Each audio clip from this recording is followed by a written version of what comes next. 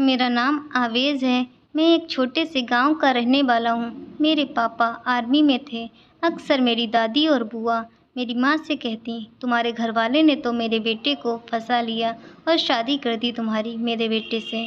क्योंकि मेरी माँ गरीब घर से थी। मेरी माँ पड़ोस के एक दूसरे गांव से थी। शादी से पहले मेरे पापा उस गांव जाया करते थे।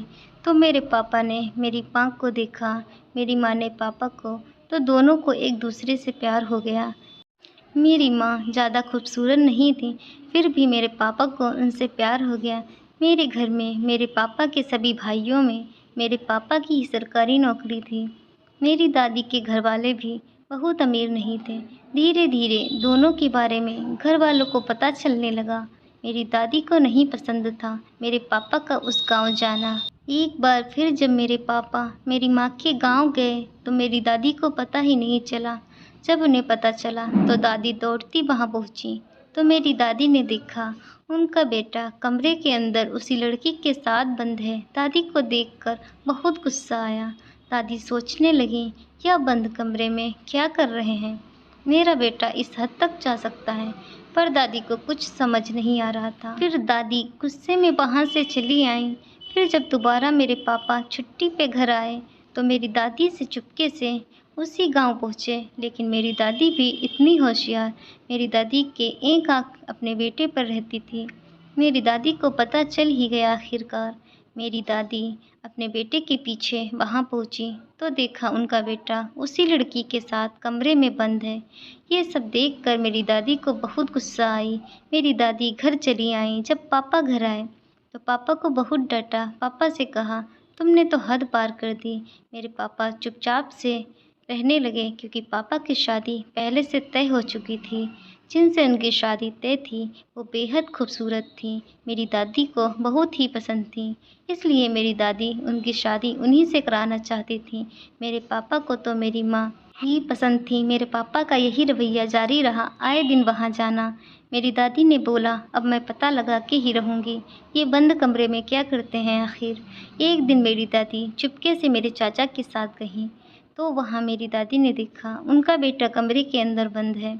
मेरी दादी तो देख के दंग रह गईं कि ये क्या हो रहा है। शादी से पहले ही ये सब। मेरी माँ से दादी ने गुस्से में कहा, बंद कमरे में ये सब मेरे बेटे के साथ क्या कर रही हो?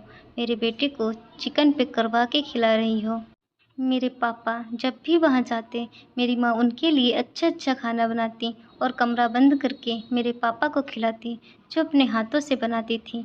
मेरी माँ बंद कमरे में खाना इसलिए खिलाती थी क्योंकि आसपास के लोगों को पता न चले। आसपास के लोग देखते तो वो भी यही कहते, क्योंकि मेरे यहाँ पे शादी से पहले ये सब अलाउ नहीं होता। मेरी दादी तभी समझ गई कि मेरा बेटा लाख मना करने पर भी उनके कब्जे में क्यों है। मेरी दादी नानी के घर वालों से लड़ी और शादी न करने की धमकी देकर चली। तो मेरी दादी ने बोला, इस चिकन पे करवा के खिला दिया मेरे बेटे को, जिससे मेरा बेटा तुम्हारे कब्जे में हो गया। यहाँ तक मेरी भी नहीं सुनता। इतना कहकर दादी वहाँ से चली आई। मेरी माँ ये सब सुनकर हैरान थी क्योंकि पापा माँ से प्यार करते थे। मेरी दादी जब घर आई तो कहा, बेटा तुम्हारी शादी तय है बचपन से ही, ये सब ठीक नहीं है। मैं लड़की के घर वालों को ज़ुबान दे चुकी हूँ। पर मेरे पापा ने कहा, माँ लेकिन मैं उस लड़की को दिल दे चुका हूँ जिससे मैं बहुत प्यार करता हूँ। मैं उसके बिना नहीं रह सकता। मैं शादी करूँगा तो उसी से ही। मेरी दादी ने गुस्से में बोला, तुझे खिला पिला कर तेरे ऊपर करवा दिया है। मेरे पापा ने बोला, कैसी बात करती हो माँ, ऐसा कुछ नहीं है, ये सब पुराने ज़माने की बातें हैं। फिर जैसे तैसे मेरे पापा की शादी हुई। जब शादी करके मेरी माँ घर आई तो मेरे माँ पापा बहुत खुश थे एक दूसरे के साथ। लेकिन मेरी बुआ, बाकी सभी लोग कहते हैं मेरे भाई से जबरन शादी करके अच्छा नहीं किया। आए दिन का यही रवैया देखा करती। उन्हें सब यही ताने देते कि तुमने मेरे बेटे को फंसा लिया। तब मेरी माँ बहुत दुखी हो चुकी थी।